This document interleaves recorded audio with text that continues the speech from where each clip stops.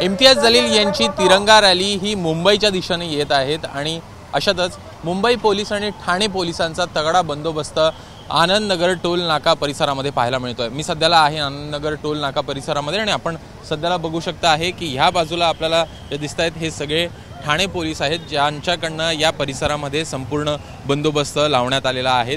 तर जी दुसरी बाजू आपल्याला समोरची बाजू दिसते आहे, या सगळ्या बाजूला मुंबई पोलिसांकडनं बंदोबस्त लावण्यात आलेला आहे।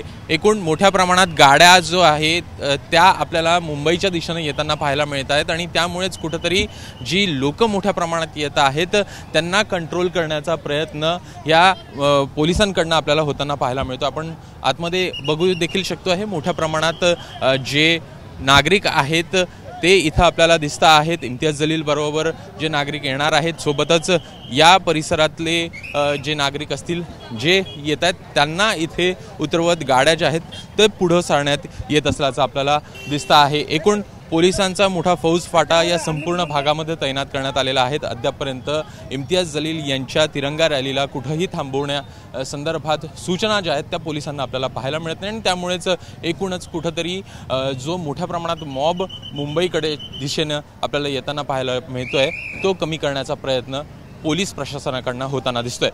कॅमेरामॅन गजानन बाळापूरकरसह अभिषेक पठाळ, एबीपी माझा, ठाणे। एबीपी माझा, उघडा डोळे बघा नीट।